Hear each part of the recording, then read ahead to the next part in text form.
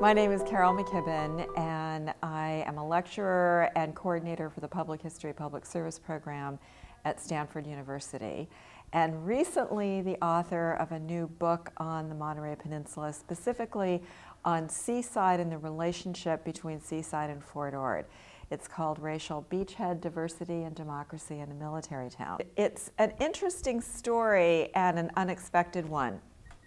I began this work as part of a big Stanford University study of minority-majority cities in California, particularly in the wake of new census data that shows many cities in California are actually include majority populations of minority groups.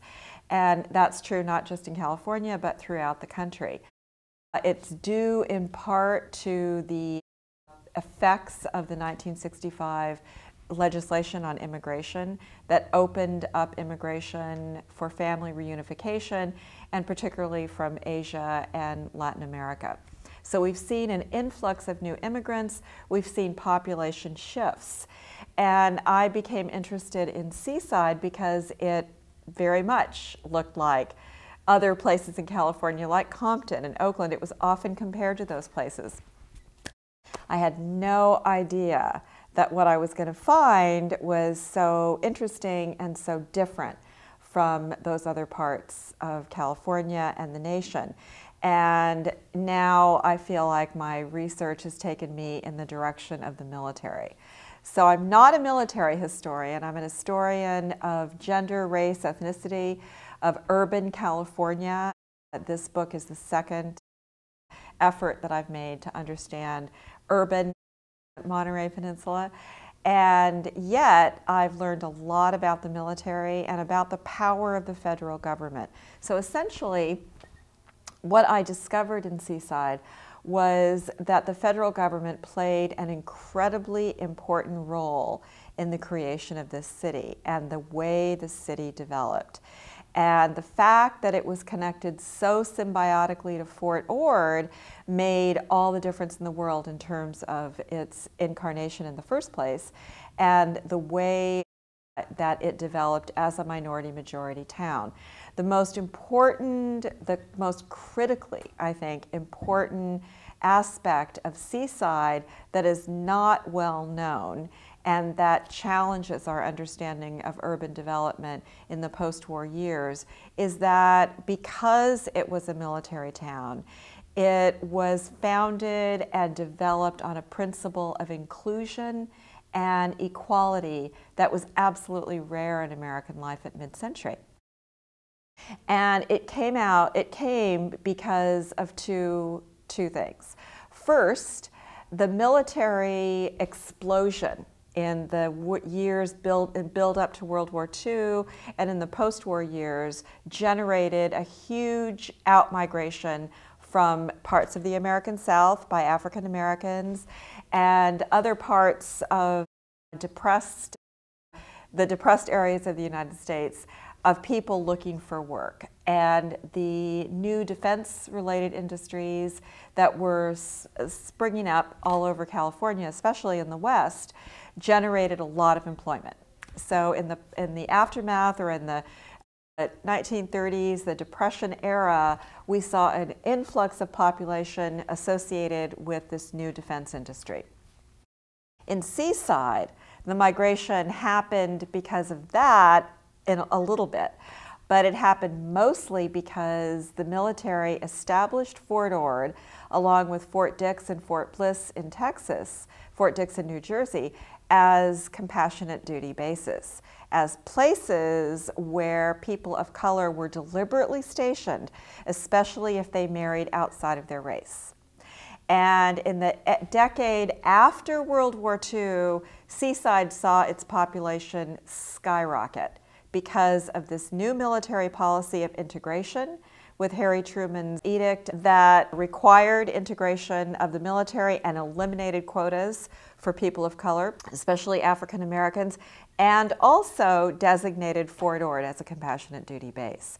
So Seaside's population skyrocketed after the war years, and by 1954, because of this federal policy, Seaside was in a position to incorporate. It needed to incorporate. Federal investment in its base towns depended on the base towns having some kind of formal government that the military could identify as a place to invest in. And Seaside didn't have that because it was a subdivision of Monterey.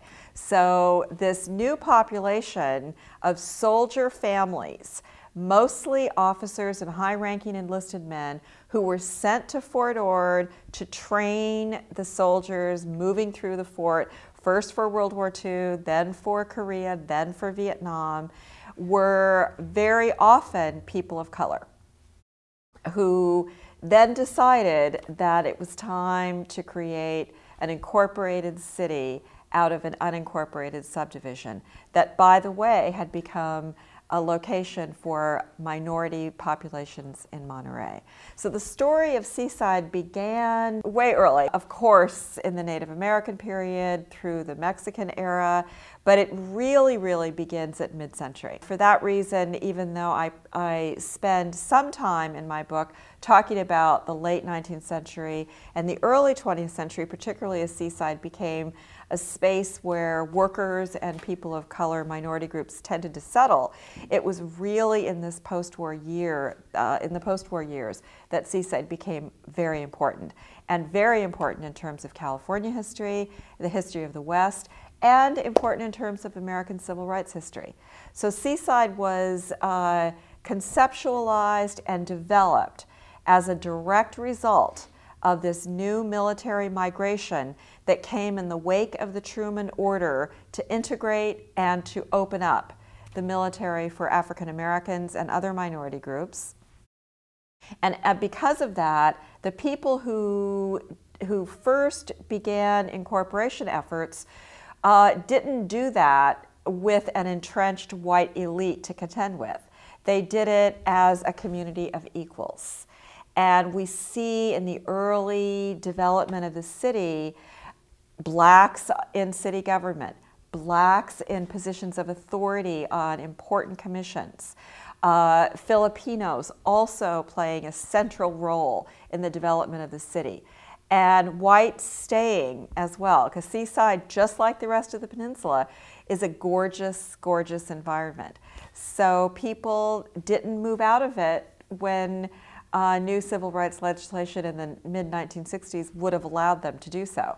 People stayed, and that's an important part of the story. So Seaside developed both as a minority-majority enclave, but also, and most importantly, as a military town, with all of the positives associated with that in terms of integration of the population. Integrated neighborhoods, integrated facilities of all sorts, and the civil rights movement in full swing by the 1950s and 60s really could not have found a better place to affect change than Seaside. All of its population had experience in an integrated military and were quite accustomed to living next door to people who looked different from themselves. They were quite accustomed to making friends quickly and easily as part of a military migration. Many of them knew each other over time in other stations. It was a very sophisticated, very well-educated population, and they hit the ground running in the 1950s and 1960s. So Seaside is really a success story in a lot of ways. It also had a downside, of course, that it attracted the usual number of bars and houses of ill repute and criminal activity that comes along with being a military base. And Seaside was really known for that.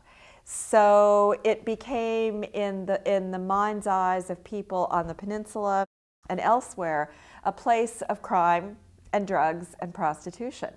And Seasiders were always rather sensitive to this. And in my work, I found that that was true, that there was this flip side to military life that went along with almost every military town in the country. But there was another part of Seaside at work simultaneously. So for all of the criminal activity and all of the drug activity, there was a tremendous amount of community organization both to combat drugs and crime throughout mid-century, but also to generate community identity. And there was an enormous effort on the part of the populace to become politically active, not just for civil rights, but in all ways. So it's an activist population, it's a well-educated population, and it's a population that based its politics on inclusion. And that was the bottom line for Seaside. And that marked it out as very different from other minority-majority communities in California. So going back to the larger Stanford study on minority-majority communities and the development of these cities in the post-1965 era, Seaside really stands out because the coalition building that other cities would accomplish only in the short term became part of Seaside's identity, part of Seaside's culture. So whereas the NAACP, for example, and the JACL might unite for common purpose in San Francisco to overthrow a particularly racist neighborhood residential ordinance, in Seaside, those organizations were, first of all, not so strong as racially based identity organizations, but that people work together individually to accomplish the same things. So what we see are people in Seaside who get to know one another on an individual basis and less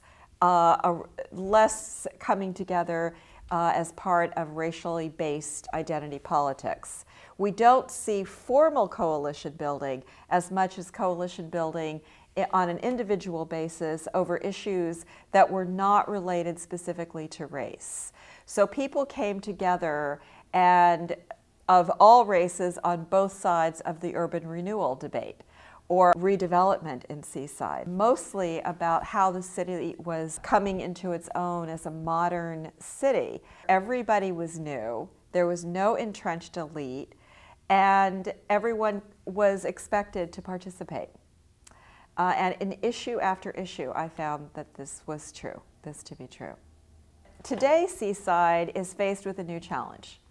Since the 1990s, there's been an enormous demographic shift in Seaside. Fort Ord closed as an active duty training base in 1994. And in the 1990s, a huge population, mostly from Oaxaca and Jalisco, Mexico, came to the Monterey Peninsula to find work. It was a very common trend in California and throughout the nation in the 1990s. And this population was not connected to any kind of military migration as the other populations in Seaside had been. African Americans were tied to the military.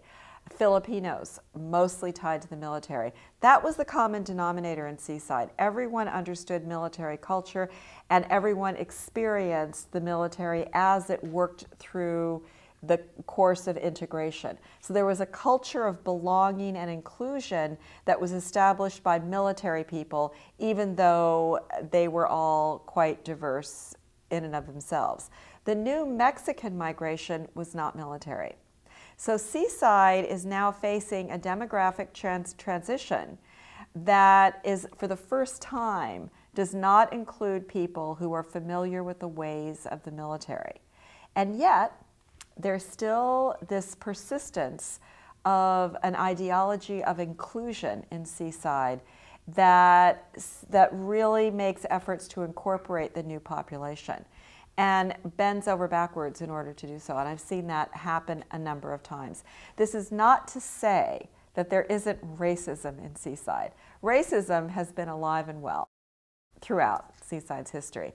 But it is to say that in spite of individual beliefs or in spite of individual prejudice on the public level, on the political level, on the cultural level, Seaside as a whole starts with a sensibility that everyone is included at the table and that there is a basic equality here.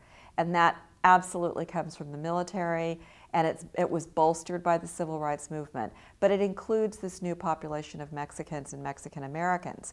So even though Seaside faces financial challenges as every city in the country does today, it still maintains this sensibility of inclusion. And that's evident in when you just glance at the city council, the makeup of city government, and look at the organizations that are still quite alive in Seaside today. So what you see is a very diverse community, like so many other communities in California and the West, but one that's diverse and inclusive instead of exclusive. There was no effort to homogenize Seaside, in other words. The diversity, the multicultural character of Seaside has always been celebrated and valued.